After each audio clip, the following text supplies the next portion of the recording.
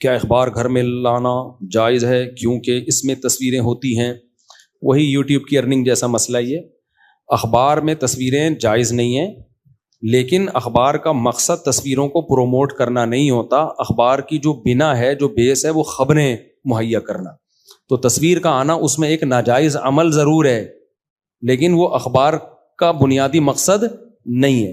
لہذا اخبار بیچنا بھی جائز ہے، اس کی آمدن بھی جائز ہے. اور وہ جو تصویریں چھپ کے گھروں میں جا رہی ہیں، اس کی نسبت اخبار بیچنے والے پر نہیں ہوگی، بلکہ اس گناہ کی نسبت ان تصویروں کو بنانے والے پر اور ان تصویروں کو اخبار میں چھاپنے والے پر ہوگی. سمجھتے ہو کہ نہیں سمجھتے؟ اس لیے اخبار بیچنا جائز عمل ہے. جیسے شیمپو کی بوتل بیچنا جائز ہے. اب میں نے یوٹیوب کی ارننگ سے متعلق اتنا مدلل کلپ ریکارڈ کروایا، پھر بھی نیگیٹو کمنٹ زیادہ آئے ہوئے ہیں. اس میں بعضوں نے آدھا سنا، پورا سنا ہی نہیں. حالانکہ جو اشکال انہوں نے کمنٹس میں کیا ہے اس کا آگے جواب دیا ہوا ہے میں نے، لیکن پورا سننے کی توفیق ہی نہیں ہوتی، کمنٹس پہلے پھینکنا شروع کر دیتے ہیں. تو بھائی پورا تو سن لو. اور دوسری بات، پھر وہی اشکال کر رہے ہیں کہ آپ وہی اشکال جن کے بار بار جواب دے چکا ہوں کہ بھائی گناہ تو پروموٹ ہو رہا ہے. بھائی شیمپو کی بوتل جب دکان والا بیچ رہا ہے، گناہ پروموٹ ہو رہا ہے کہ نہیں ہو رہا؟ جو اس میں لڑکی کی تصویر بنی ہوئی ہے، لڑکی کے لمبے بال ہیں، تصویریں مارکیٹ میں جا رہی ہیں، اس کی وجہ سے گھروں میں شیمپو کی بوتلیں جا رہی ہیں اور شیمپو پہ تصویریں بھی. حالانکہ اس گھر میں تو اس سے پہلے کوئی لڑکی کی تصویر نہیں تھی، لیکن اب شیمپو کی بوتل، اس کا ذمہ دار کون ہے؟ دکان والا. کہہ سکتے ہیں ہم؟ نہیں بھائی، وہ بیچارہ شیمپو بیچ رہا ہے، اس کے بغیر شیمپو ہے نہیں. اب وہ کہاں سے اسلامی شیمپو لے کر آئے؟ جب تک اسلامی شیمپو نہیں ہے فی الحال، وہ کہہ رہا ہے یار. تو اس کی نیت شیمپو بیچنے کی، سامنے والے کی نیت شیمپو لینے کی.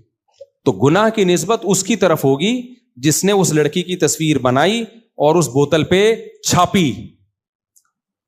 تو یوٹیوب کا بھی ایسا ہے کہ مقصد اس میں بنیادی طور پر کمپنیوں کی پروڈکٹ کو پروموٹ کرنا ہے. ہاں، شراب کا ایڈ چل رہا ہے تو اس کا تو مقصد ہی حرام ہے، اس کی آمدن بھی حرام ہے. میں جائز چیزوں کے ایڈ کی بات کر رہا ہوں. جائز چیزوں کا ایڈ جیسے شیمپو، صابن وغیرہ کا ایڈ، تو اس میں لڑکی نہ آپ بنا رہے ہو نہ آپ اس کو لے کر آ رہے ہو. تو جو بنائے گا یعنی اس کی ویڈیو، وہ بھی گناہ گار ہوگا، جو اس ایڈ میں شامل کرے گا وہ بھی گناہ گار ہوگا. چلانے والے کا مسئلہ ایسا ہی ہے جیسے دکان پر کوئی شیمپو کی بوتل بیچنے والا. مدلل ریکارڈ میں کرا چکا ہوں، یہ ایسا نہ ہو اس کو شارٹ کلپ بنا کے چلا دیں، یہ پورا نہیں ہے، اس پہ اشکالات ہوں گے، پھر وہی اشکالات.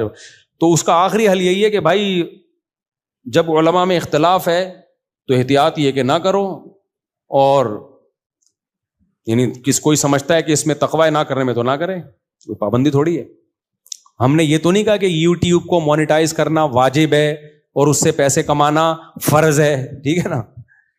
تو یہ تھوڑی کہا ہے تو نہ کرو بھائی، اچھی بات ہے اگر کوئی نہیں کرتا. لیکن اس سے نقصان ایک دوسرا یہ ہوتا ہے کہ دینی چینل پروموٹ نہیں ہوتے. پھر وہ بھی ایک پہلو ہے جو اس میں سامنے رکھا جاتا ہے. ان کی واٹ لگ جائے گی بالکل. سارے جب وہ لوگ جو دینی ویڈیوز کو آگے شیئر کرتے ہیں، جب ان کو پتا چلے گا مونیٹائزیشن کے پیسے ہی حرام ہیں، تو پھر وہ پروموٹ کرنا بھی چھوڑ دیں گے. تو وہ یہ ہوگا کہ بے حیائی کی چیزیں تو دنادن پھیلیں گی. جو جائز چیزیں ہیں، میڈیکل سائنس کے پروگرام ہیں، اور اسی طرح سے جو بھی جائز چیزیں ہیں، وہ ساری صرف فلم ڈرامے ہی چلیں گے پھر اس پہ. تو مفتی کا کام ہوتا ہے تمام پہلوؤں سے کسی چیز کو سامنے رکھ کے فتویٰ دینا. اچھا میرے بھائی، کیا اچھا بار بار لوگ کہہ رہے ہیں دارالعلوم کرنگی نے یوٹیوب کی ارننگ کو حرام کہا ہے، مفتی تقی صاحب نے حرام کہا ہے. میری نظر میں ایسا کوئی فتویٰ نہیں گزرا. حضرت مفتی تقی عثمانی صاحب کا جو فتویٰ ہماری نظر سے گزرا ہے، اس میں حرام کا لفظ حضرت نے کہیں بھی استعمال نہیں کیا، صرف احتیاط کی بات کی ہے. چاہیے کہ الفاظ استعمال کیے کہ نہیں کرنا چاہیے، کہیں بھی یہ نہیں لکھا کہ ناجائز ہے. سمجھ رہے ہو کہ نہیں سمجھ رہے؟ تو بالفرض اگر وہ ناجائز کہتے بھی ہیں تو پھر وہی بات ہے نا کہ حضرت تکافل کو جائز کہتے ہیں، ہم تکافل کو صحیح نہیں سمجھتے. تو جب مفتیوں کا اختلاف ہوگا تو پھر اس میں پھر یہی ہے کہ دونوں اگر برحق ہیں، اختلاف علماء کا ہونا چاہیے. اسکالرز کا اختلاف تو معتبر نہیں ہے. علماء کا جو اس فیلڈ کے ماہر ہیں، ان کا جب اختلاف ہوگا نا تو پھر اس میں پھر یہ ہے کہ ایک قول احتیاط پر مبنی ہے اور ایک قول گنجائش پر مبنی ہے. جیسے تکافل کو ہم جائز نہیں سمجھتے، لیکن اگر کوئی تکافل میں مبتلا ہے تو اب اس پہ حرام کے فتوے نہیں لگاتے ہم، کہ گناہ کے حرام کے تو ناجائز تو ہم کہتے ہیں، لیکن گناہ گار کے نہیں فتوے. وجہ اس کی ہے کہ وہ ایک بڑے مفتی کے قول پر کے فتوے پر عمل کر رہا ہے، حضرت مفتی تقی عثمانی صاحب کے. تو ہم اس کو کہتے ہیں بھائی احتیاط اسی میں ہے اور گنجائش اس قول میں. تو اختلاف کا فائدہ بھی یہی ہوتا ہے کہ دونوں قول آپ کے سامنے آ جاتے ہیں تو اس میں لچک پیدا ہو جاتی ہے. سمجھتے ہو کہ نہیں سمجھتے ہو.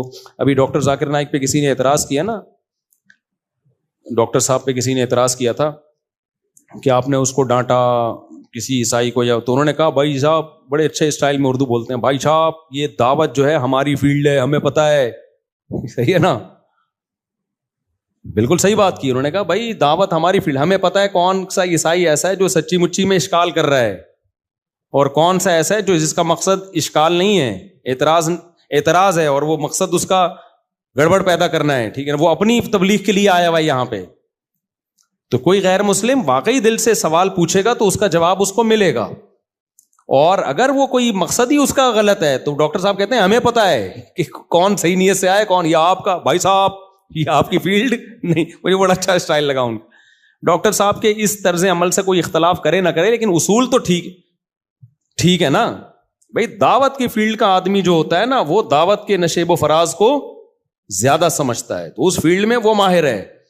حضرت مفتی تقی عثمانی صاحب کی بہت ساری کتابیں ڈاکٹر صاحب نے پڑھی ہیں عیسائیت کے بارے میں, اور ان کتابوں سے ڈاکٹر صاحب نے سیکھا ہے اور مناظرے کی ہیں. حضرت مفتی تقی عثمانی صاحب ایک مجلس میں فرما رہے تھے کہ ڈاکٹر صاحب نے میری کتاب پڑھی ہے, اس کے باوجود جب کوئی غیر مسلم مناظرے کی بات کرتا ہے تو میں ڈاکٹر صاحب کا ریفرنس دیتا ہوں, ان سے جاؤ, کیونکہ یہ فیلڈ کس کی ہے, ڈاکٹر صاحب.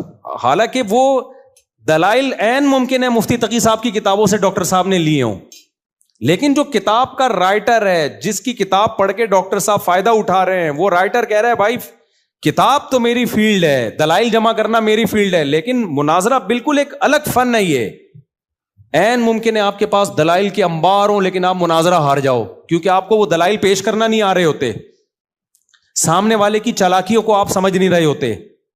سمجھتے ہو, جو بحث کرتے ہیں نا وہ بحث کر کے اس فیلڈ میں ماہر ہو جاتے ہیں, ان کو پتا ہوتا ہے کہ یہ جو سوال پوچھ رہا ہے اس کے پیچھے کیا مقصد ہے. تو کتنے بڑے عالم حضرت مفتی تقی صاحب, لیکن انہوں نے یہ اعتراف کیا کہ جب غیر مسلم سے مناظرے کی بات ہوتی ہے تو انہوں نے کہا کہ میری کتاب ڈاکٹر صاحب نے پڑھی ہے, دلائل میری کتاب سے عین ممکن ہے, ساری کتابیں مفتی تقی صاحب کی نہیں, بعض کتابوں کی عین ممکن ہے میری کتاب سے دلائل دے رہے ہوں, لیکن میں ریفرنس کس کا دے دیتا ہوں, بھائی ڈاکٹر صاحب. بھائی وہ کیونکہ اس کے نشیب و فراز کو سمجھ چکے ہیں. دیکھو اور آسان مثال دوں, امام ابو حنیفہ رحمہ اللہ تعالیٰ کا بعض دفعہ اپنے شاگرد امام ابو یوسف سے اختلاف ہوتا ہے قضا کے مسئلوں میں, عدالت کے مسائل میں. جو عدالت سے متعلق فقہی مسائل ہیں نا, ان میں بعض دفعہ امام ابو حنیفہ کی رائے کچھ اور ہوتی ہے اور ان کے شاگرد امام ابو یوسف کی رائے کچھ اور ہوتی ہے. شاگرد چھوٹے ہیں, ابو حنیفہ کیا ہیں, بڑے ہیں, لیکن فقہ حنفی میں اصول ہے عدالتی فیصلوں سے متعلق اگر امام ابو حنیفہ کی رائے اور امام ابو یوسف کی رائے میں اختلاف ہو جائے تو ابو یوسف کے قول پہ فتویٰ دیا جائے گا, امام ابو حنیفہ کے قول پہ فتویٰ نہیں دیا جائے گا. سوال پیدا تھا بھائی آپ تو امام حنیفہ کو مانتے ہو, آپ تو کہہ رہے ہو ہم فقہ حنفی, ہم تو ان کی اتباع کرتے ہیں, تو ان کے شاگرد کو کیوں لے رہے ہو؟ تو ہدایہ میں اس کا جواب لکھا ہے لیس الخبر کالمعاینہ, کہ امام ابو یوسف جج رہے ہیں, جبکہ امام ابو حنیفہ نے تو بادشاہ کے اصرار کے باوجود بھی جج بننے سے انکار کر دیا. بادشاہ نے لالچ بھی دی, کوڑے بھی لگائے, امام صاحب نے کہا نہیں بنوں گا, میں جج نہیں بنوں گا, میں قاضی نہیں بنوں گا. اس میں بہت ساری حکمتیں تھیں. امام ابو یوسف پریکٹیکلی قاضی رہے ہیں وہ. تو کہتے ہیں جنہوں نے پریکٹیکل کر کے دیکھا ہے نا, عدالتی مسائل میں رہے ہیں, ان کی رائے زیادہ مستند ہے, کیونکہ بعض رائے ایسی ہوتی ہیں آپ کو تجربہ ہے نہیں تو آپ وہ رائے تو دے دیتے ہو لیکن سوسائٹی میں وہ چلنے والی نہیں ہوتی. جیسے امام ابو حنیفہ کا موقف کیا ہے, 2 گواہ جب کسی کے دعوے پہ پیش کیے جائیں گے وہ دونوں کا پورا نیک ہونا ضروری ہے, کسی بھی گناہ میں وہ مبتلا نہ ہو, نیک گواہ ہوں. اب امام ابو یوسف نے دیکھا بھائی ایسے تو بہت سارے لوگوں کے حقوق ضائع ہو رہے ہیں, اس نے اس کے پیسے کھا لیے, 2 بندے لے کر آیا, ہمیں یہ پتا ہے سچے ہیں, لیکن ہر سچا ہر طرح سے نیک تھوڑی ہوتا ہے. کسی کی یعنی داڑھی تو اس زمانے میں سب رکھا کرتے تھے, کسی میں کوئی خرابی کسی میں کوئی خرابی. تو ان کا فتویٰ یہ ہے کہ بھائی 2 آدمی بس اتنا ہونا کافی ہے کہ لوگ ان کو سچا کہتے ہوں, نیک ہونا ضروری نہیں ہے, سچا ہونا کافی ہے. اب عدالتوں میں کیا یہ چل رہا ہے نیک ہونا ضروری ہے نہ بھائی سچا ہونا کافی ہے. جج یہ دیکھتا ہے کہ سچ بول رہا ہے کہ نہیں بول رہا. نیک لوگ ہیں تو مارکیٹ میں بندے کیا ہیں, شارٹ, کہیں نہ کہیں کسی کی تحقیق میں جاؤ گے کچھ نہ کچھ نکلے گا. 4-6 آدمی جو جنت میں جانے کے لیے میں اکثر نام بتاتا رہتا ہوں, وہ 4 آدمی ہر جگہ گواہی دینے کہاں جا سکتے ہیں آپ؟ کیا خیال ہے بھائی؟ پھر ایک کو میں نیک سمجھ رہا ہوں, دوسرا کہہ رہا ہے یہ نیک نہیں ہے. تو پریکٹیکلی امام ابو یوسف کے قول کو لیا گیا ہے. سمجھتے ہو گے نہیں سمجھتے. اسی طرح دیکھو فقہ حنفی نے چونکہ دنیا پہ حکومت کی نا, امام شافعی رحمہ اللہ تعالیٰ فرماتے ہیں نکاح میں بھی 2 گواہوں کا نیک ہونا ضروری ہے, جبکہ امام ابو حنیفہ کہتے ہیں نیک نہ بھی ہو تو نکاح ہو جائے گا, شرابی کبابی بھی ہو, بے نمازی بھی ہو, نکاح ہو جائے گا. امام شافعی ہمارے لیے 100 بار قابل احترام ہے, لیکن پریکٹیکلی امام شافعی کا یہ قول سوسائٹی میں چل سکتا ہے؟ بھائی کہاں سے دولہا نیک گواہوں کو لے کر آئے گا بھائی؟ خود نیک نہیں ہے وہ, 40 سال میں شادی کر رہا ہے. اللہ کرے گناہ نہ کیوں, ہم تو اچھی نیتی کرتے ہیں, اچھی. تو ایک منٹ بیٹا, تو اس لیے کچھ چیزیں پریکٹیکلی نہیں ہوتی ہیں تو وہ پھر سوٹیبل نہیں ہوتی سوسائٹی کے لیے. تو اس لیے بار بار ایک بات میں دہراتا ہوں, جو جس کی فیلڈ ہے, فتویٰ مفتیوں کی فیلڈ ہے, وہی اس میں رائے دے سکتے ہیں. اس میں مناظر اور اس جو دیگر مذہبی اسکالر ہیں, دائی ہیں, ان کی رائے کا اعتبار نہیں ہے. اسی طرح دعوت یا مناظرہ, دعوت سے ہٹ کے الگ چیز ہے مناظرہ, یہ مناظروں کی فیلڈ ہے. تبھی میں مناظرہ نہیں کرتا, مجھے پتا ہے مناظرے باقاعدہ سیکھنا پڑتا ہے, میں مناظرہ نہیں کرتا. آپ کہتے ہو پھر جہلم کیوں گیا تھا؟ تو مناظرے کے لیے گیا ہی نہیں تھا, میں تو بات چیت کے لیے گیا تھا. اب آپ کو کان ادھر سے پکڑو ادھر سے پکڑو برابر ہے. تو بھائی یہی تو بات ہے, جو مناظر نہیں ہے تم اس کے سامنے بھی نہیں بیٹھے یار, تو مناظر کے سامنے تو آپ سوال ہی پیدا نہیں ہوتا, پھر بیٹھ جاتے. تو مناظرہ ایک باقاعدہ فیلڈ ہے. تو میں کبھی اس طرح مناظروں کا چیلنج نہیں دیتا لوگوں کو, اگر دیا بھی ہے تو میرا مقصد تھا بحث بات چیت, لیکن اس میں بھی وہ بندہ ہی بھاگ گیا تھا سامنے سے. یہ 2010 یا 11 کی بات ہے, وہ بھی نہیں آیا. تو باقاعدہ ایک فیلڈ ہے, تو جو جس کی فیلڈ ہے وہ اسی پہ جچتی ہے. میڈیکل سائنس ڈاکٹروں کی فیلڈ ہے, حکمت کس کی فیلڈ ہے؟ حکیموں کی. تو ہر شخص ہر چیز میں جب ٹانگ اڑائے گا نا, اور پاکستانیوں کو اللہ نے قسم اٹھا کے کہہ سکتا ہوں یہ اعزاز دیا ہے کہ ہر شخص سب کچھ ہے یہاں پہ. ہر شخص کیا ہے یہاں پہ؟ سیاستدان بھی ہے, وہ اس کو فوج کا بھی پتا ہے, اسٹیبلشمنٹ کا بھی پتا ہے, عمران خان کا بھی پتا ہے, مولانا فرمان کا بھی پتا ہے, نواز شریف کو پتا ہے, مریم نواز کا بھی پتا ہے, پیپلز پارٹی کا بھی پتا, جماعت اسلامی کا بھی پتا, اس کو مہنگائی کا بھی پتا, ڈالر کے ریٹ فیک نیچے گئے ہوئے ہیں یا سچی مچی میں آئے ہوئے ہیں یہ بھی پتا ہے, ملک کے حالات کدھر کو جا رہے ہیں یہ بھی پتا ہے, کوا حلال ہے حرام ہے, مچھلی حلال ہے حرام ہے, یوٹیوب کی ارننگ حلال ہے حرام ہے, اور اللہ بھلا کرے طلاق ہو گئی ہے کہ نہیں ہوئی ہے. ہر چیز میں ہر آدمی کیا ہے؟ فنٹر. انڈا گرم ہوتا ہے کہ ٹھنڈا ہوتا ہے؟ صحیح ہے نا.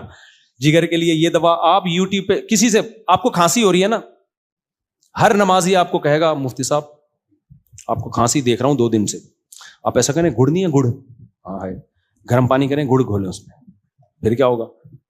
گڑ میں پھر آپ ادرک کا پانی ملائیں, پھر کیا ہوگا؟ اس کو گھمائیں آپ صرف 2 کپ پی لیں, زندگی بھر کے لیے کھانسی ختم.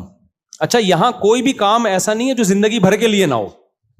جب بھی کوئی نسخہ بیان کرے گا رزلٹ اس کا قیامت تک کے لیے گارنٹی دے کے جائے گا. یہاں پہ کھلا کیا رہا ہے؟ تو ادرک کھلا رہا ہے,